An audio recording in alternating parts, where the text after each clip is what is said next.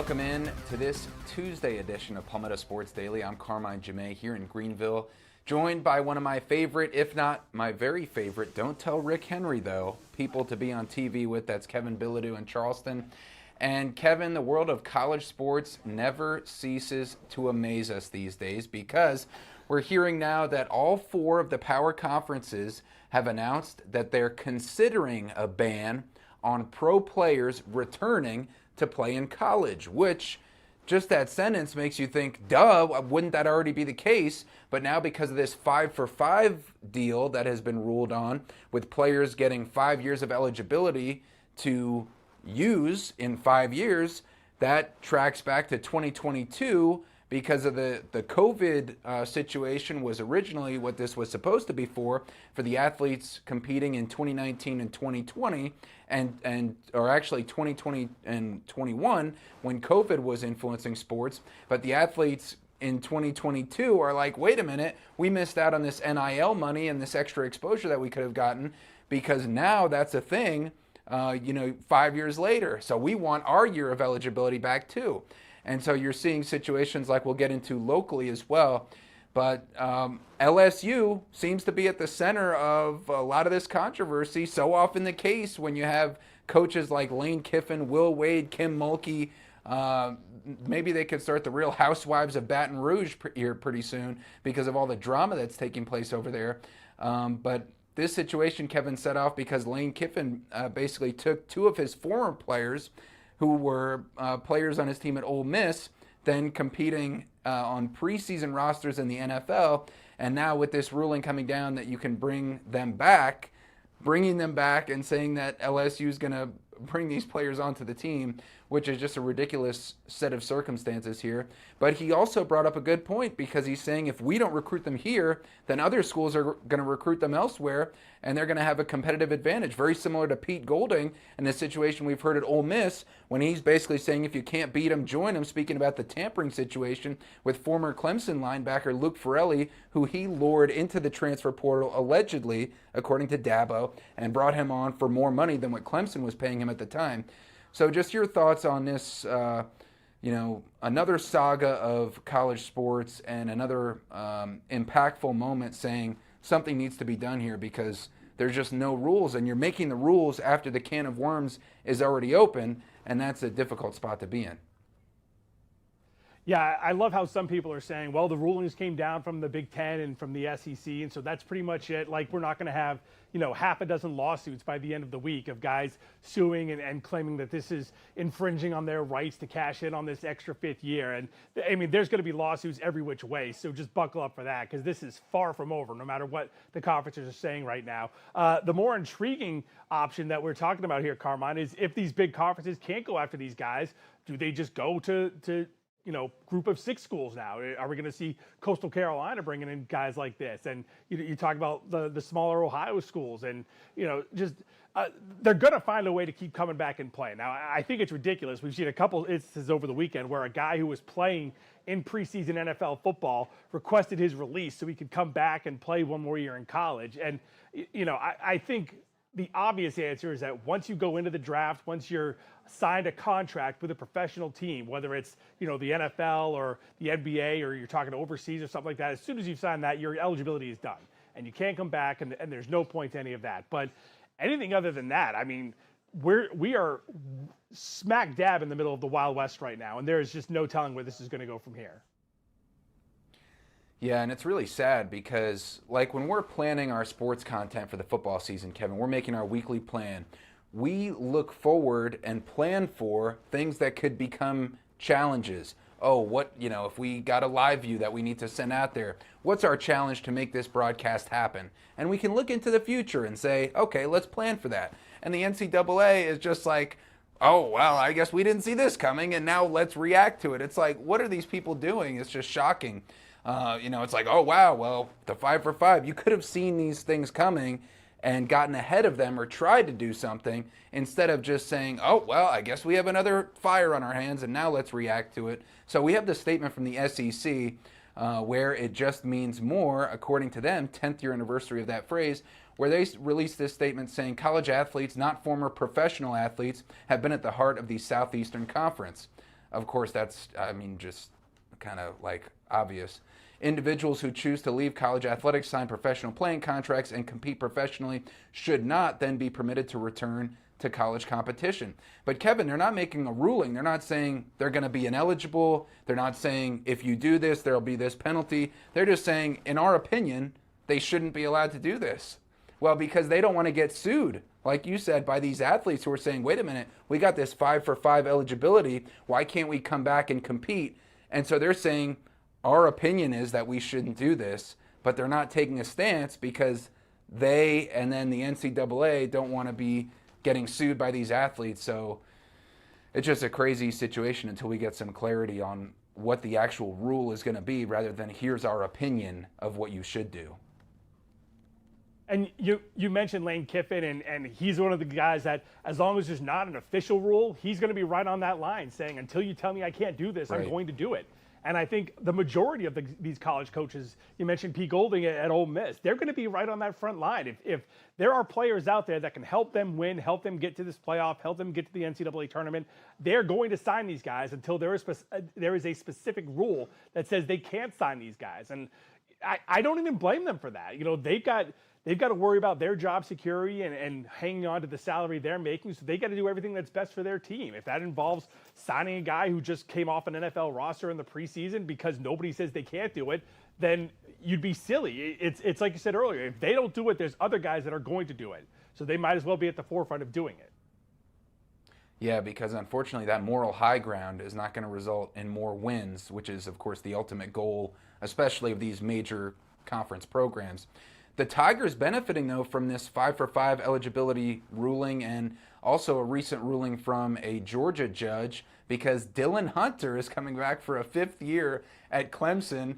And so if you add up the time between Chase Hunter and Dylan Hunter, that's 11 total years between his older brother and himself that they will have played at Clemson because both of them coming through COVID, especially Chase Hunter, the COVID period, and so he got even another year on top of that. So Monday afternoon, Clemson guard Dylan Hunter announced he's coming back to the Tigers. He said, quote, "We back baby like some ribs." I think he's referring to baby back ribs, but he's also referring to being back for one more year. Hashtag uno más, which of course in Spanish is one more. He had a very funny 17-photo slideshow. And this is huge, Kevin, because with so much turnover on Clemson, they got 7 new players. They're bringing in 4 transfers, 3 freshmen. Bringing back a great leader in Dylan Hunter is just outstanding to help with the camaraderie. He's a great guy, really nice, very funny, really good leader. Not going to wow you with his scoring, but he makes very few mistakes. Had one of the best assist-to-turnover ratios in Clemson history. And so he's coming back for another year, and that was because of a lawsuit in Georgia that included more than 30 players. And he averaged 7.5 points, 4 rebounds, 3 assists per game. He started all 35 games last season. So just a big get for him. And then you see his fellow senior counterpart on the Tigers, R.J. Godfrey, use this rule to his advantage and signed with Arizona. So he's going to be on a national title contender. And hopefully Clemson will be back to the NCAA tournament for a 4th year in a row. But big news for the Tigers. And like you said, if this is the rule, you might as well take advantage of it. Absolutely, and this is a big deal for any team because there's so much movement now, and you know, having a completely different roster from year to year isn't an unheard of thing. So if you can bring in a guy who has been a starter, who has contributed to your team and been there for, you know, trips you've made in the NCAA tournament, I don't care if this guy is not a 20-point scorer or a 10-assist guy. He's going to be a big deal for Brad Brownell to come in, have on his roster, and point to everyone who's new and say, look at this guy. This is what we do here. This is why we do what we do, because he's been to the tournament. He can show you how to get there. And, you know, even if he's not a big scorer, a big assist guy, I think that's a big deal for them to bring in. So big deal for Brad Brownell if everything stays. Like I said, let's not forget there's going to be lawsuits and rulings and, you know, like I said, just buckle up because we're only getting going on this. We're only getting going here on the show as well. We're going to be back right after this.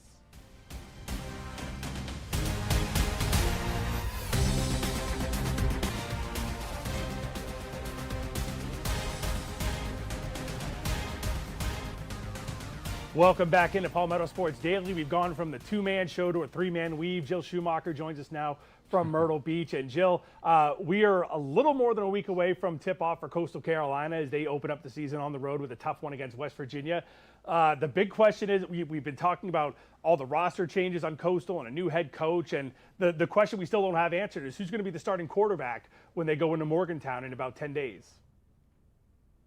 Exactly. Thank you for that wonderful introduction. I know everyone was wondering where I was, but I am here. Don't worry, everybody. But yes, it's one of the biggest questions that we still do not have an answer to. We had media availability yesterday that happens every single Monday for Coastal Carolina. Once again, obviously, the one question that we always ask is, do we have that answer yet? And we do not.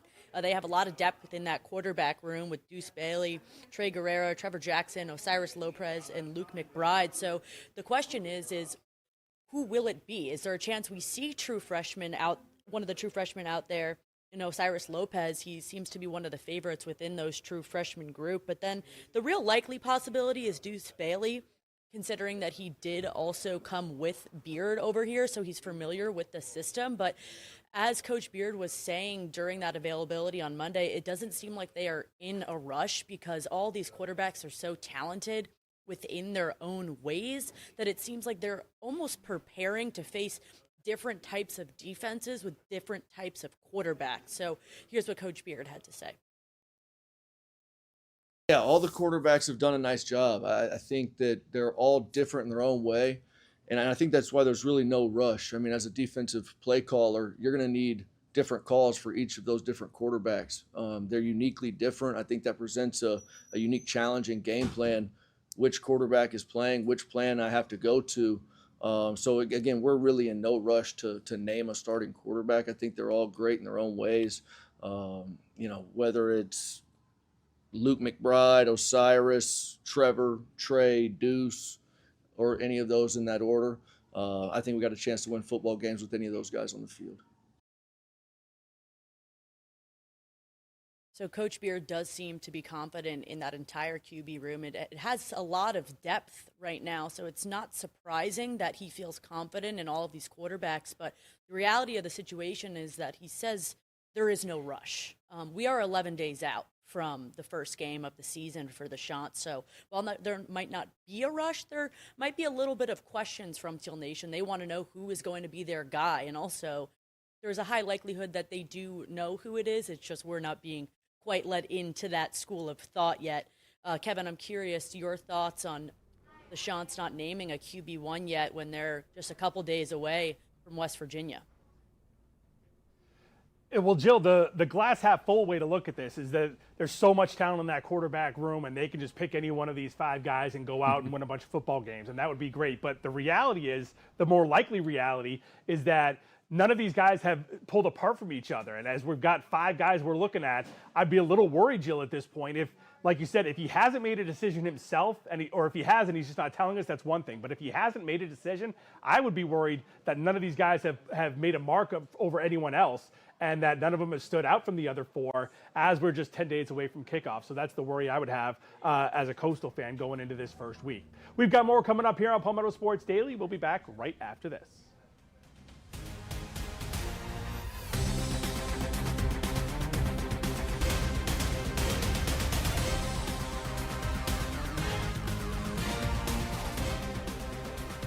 Welcome back into Palmetto Sports Daily. Now, there's a new book just released recently on the coaching career of former South Carolina head coach Steve Spurrier.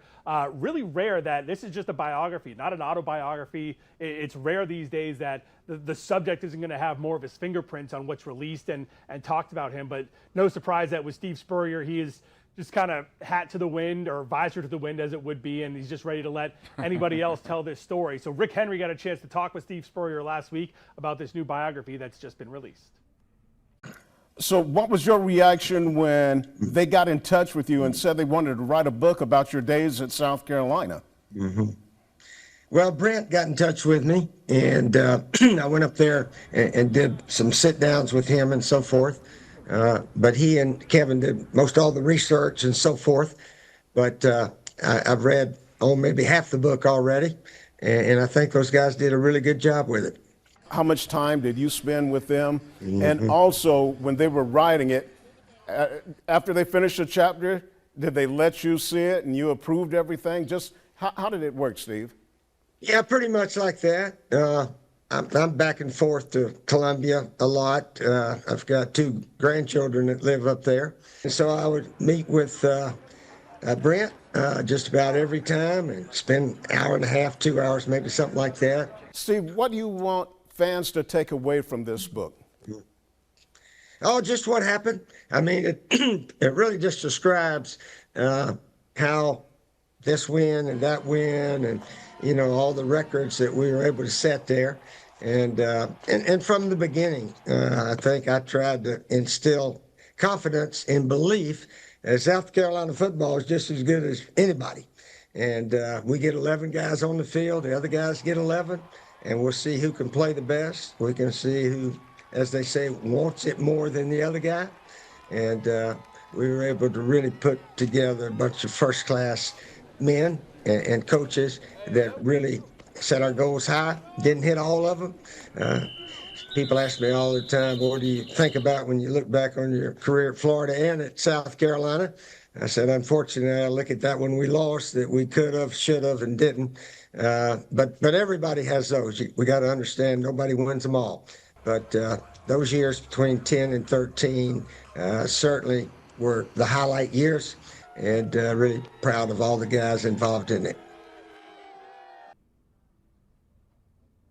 Certainly one of the more interesting runs of Spurrier's career was his time here at South Carolina, so that'd be a really fun book to read, Carmine. Yeah, not too many players or coaches have legacies of that impact at more than one school. I mean, of course, Spurrier as a player at Florida, and then a coach at Florida, and then South Carolina coach. And the stretch that he mentioned there, Kevin, which you were here for, you know, the 3 consecutive 11-win seasons and 3 bowl game wins during that time. Also, the Gamecocks' first ever appearance in the SEC Championship in 2010. And I'm curious, Kevin, and I know we'll get to Jill too, what was that period of time like when Spurrier was here? Because I know what it's like for me here with Dabo, somebody who's giving you sound bites and you never know what they're going to say. Spurrier ribbing the opponent a lot more than what Dabo does. But what was that time like for you covering such an iconic coach? Yeah, it's hard to say which Spurrier is more enjoyable when you're covering him. The guy who's on top of everything and you know, everything's going well, or when it's not going well and he's just, you know, you have literally no idea what he's going to say. There's that famous presser he did from, I think, the second day of practice we talked about a couple of weeks ago, where he just came out and said nobody could catch a cold and the kickers couldn't make anything to save their lives. And that was always a blast when Spurrier would go off like that, Jill. But I mean, it was an incredible run because, you know, as good as those Gamecock teams were, I still think they underachieved a little bit. And, you know, I think they could have had a chance at playing for a national championship, but they would always just have that 1 game or 2 games a season where they would trip up and would lose one that they just had no real business losing, Jill. Yeah, I think for me, the most important part and kind of most interesting part is how big of a hand he had in this book, because it's so important when you're telling someone's story that you're hearing it right from them. So it's really interesting that he was able to sit down and give his full insight on it. He said he only read half of it so far, so I'm curious what his full thoughts are once he finishes that book on his excellent coaching career. But we got to hit a quick break here on Palmetto Sports Daily.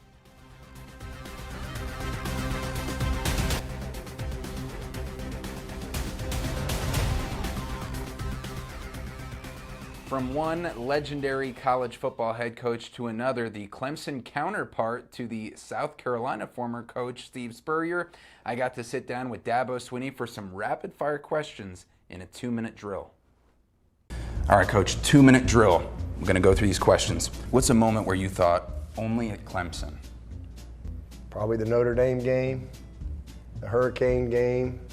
You couldn't even see the other sideline. It was raining so hard, and I just remember looking up in the stands. It was 2015, and you couldn't find a seat. I mean, the place was packed, and nobody left. And I mean, like, it was special. That'd probably be the biggest thing I would say is just the way the Clemson fans travel. Yeah. I mean, it's incredible, the support that we have here. Yeah. Your favorite sound inside Death Valley? My favorite sound, when that cannon goes off. The Tiger score.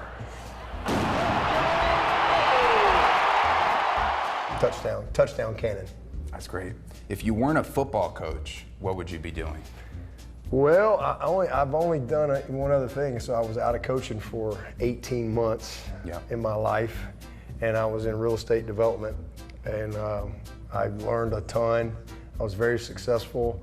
So if I wasn't in coaching, I would probably use that knowledge, some form or fashion. That's great. Who would play you in a movie about yourself? That's Matthew McConaughey. I knew he was going to say that. I told them. on. I knew he was going to say that. I mean, absolutely. I knew that. I would say Tom Cruise, but he's too short. You know, Matthew, for sure. He's got great abs, you know, for sure. And you guys had that great meeting also at the Texas game. Yeah, all right. It was great. The outcome was no good. Right. But did he you see was the awesome. similarities when you guys were meeting? Well, he could pull it off, maybe. Yeah. He could maybe pull it off. We'd have to spend some time together, but he could maybe pull it off. So Dabo, they're very complimentary of himself, Kevin. I thought he was going to say Kevin Costner also could be an option, although I figured he would pat himself on the back and say Matthew McConaughey.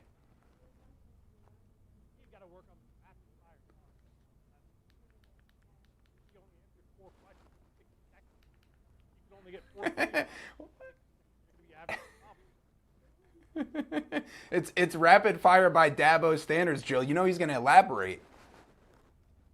That was my follow-up question for you. How many extra questions did you have left over? What, like 20? We got through all of them, but for this segment we had to cut it, and that's the same thing we have to do here on Palmetto Sports Daily. We'll see you right back here tomorrow.